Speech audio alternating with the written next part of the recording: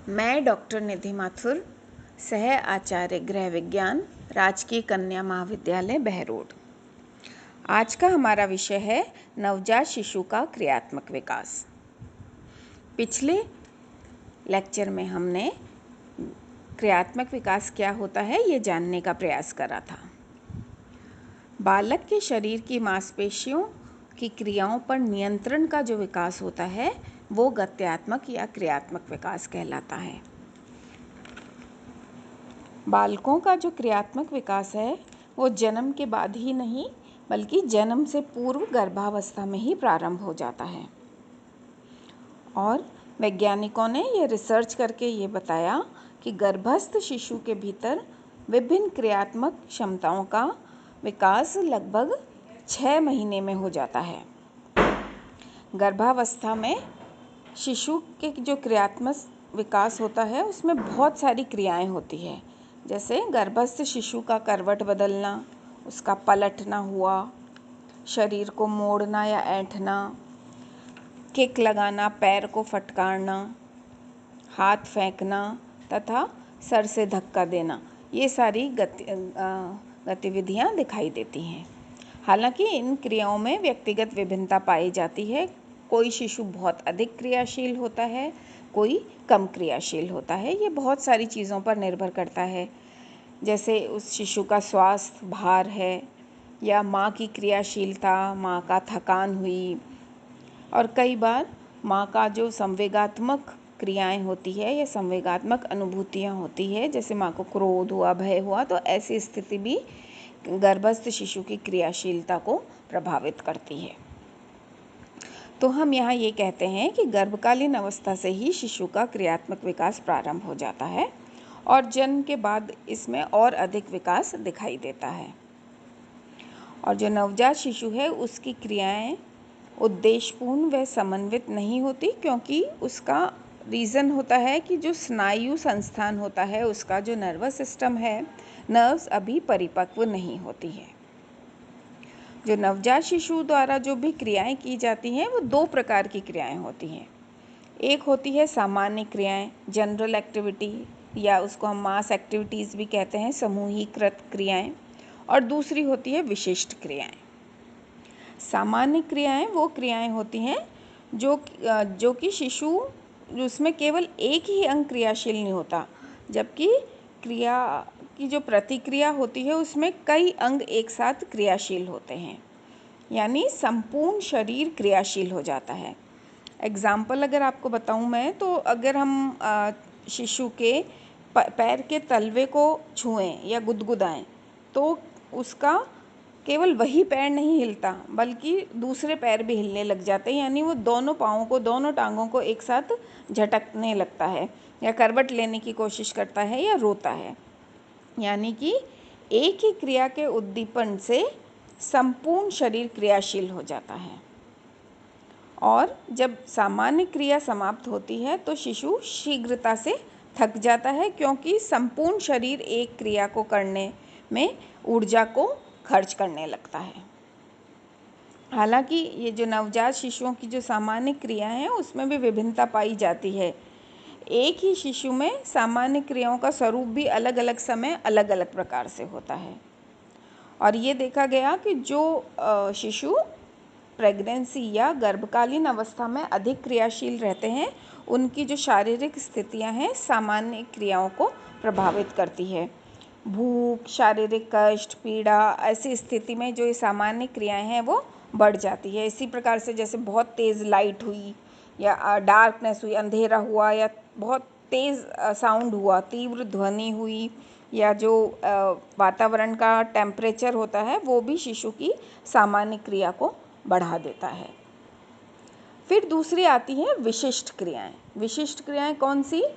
जिन्हें शिशु विशेष उद्दीपकों के प्रति एक निश्चित ढंग से करता है।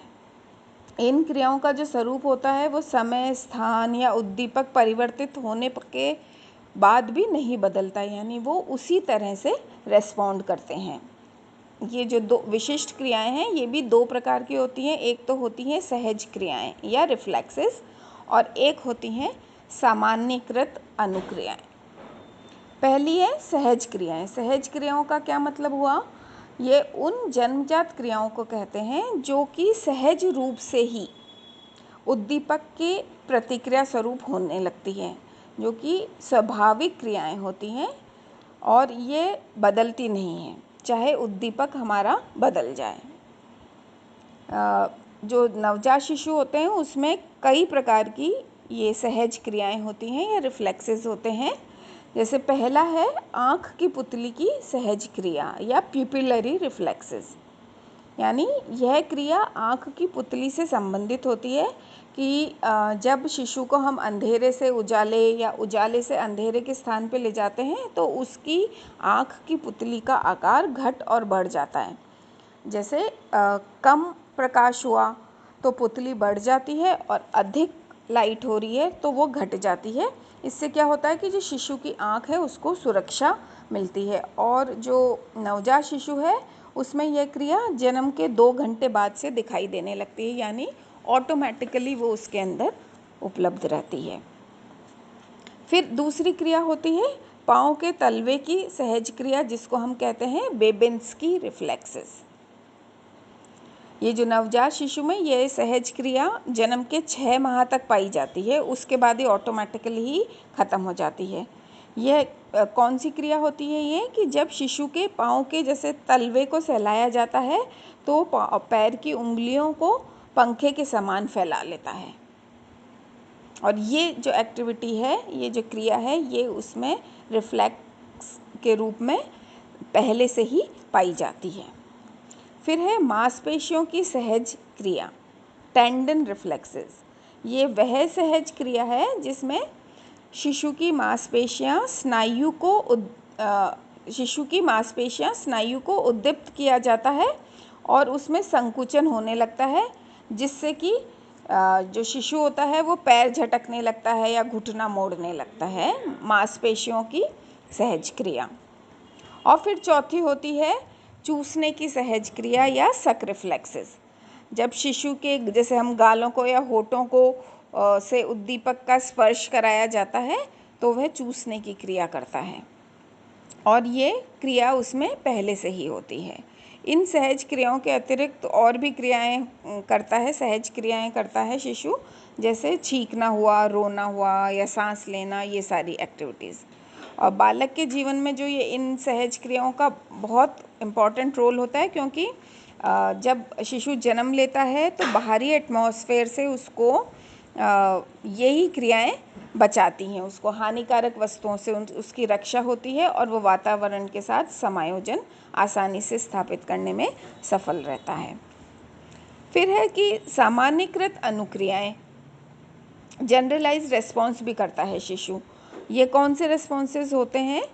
ये वे क्रियाएं होती हैं जिसमें शिशु शरीर के एक से अधिक भाग को सम्मिलित करता है, और सहज क्रियाओं के समान ही ये क्रियाएं जन्म के साथ ही विकसित होती है और आंतरिक और बाहरी दोनों प्रकार के उद्दीपकों के प्रति प्रदर्शित होती हैं।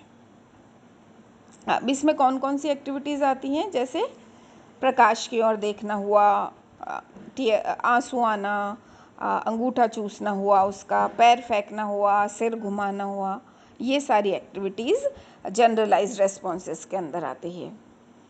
जन्म के 2-3 दिन बाद शिशु कभी आँख खोलता है, कभी बंद करता है।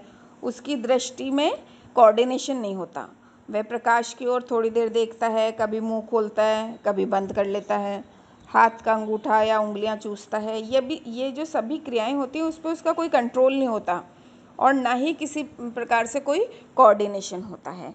और शिशु को ये सभी जो क्रियाएं होती हैं, जो ये क्रियाएं होती है शिशु की, वो सारी पर्पसलेस होती है, किसी कारण से नहीं होती है, लेकिन विकास क्रम में इनका बहुत ज़्यादा महत्व है, क्योंकि यही क्रियाएं आगे बढ़कर परिष्कृत होती जाती हैं, रिफाइंड होती जाती हैं और क्रियात्मक कौशलों के विकास का फाउंडेशन बनती हैं। और इन क्रियाओं की उत्पत्ति से ही शिशु के कौशल का विकास होता है।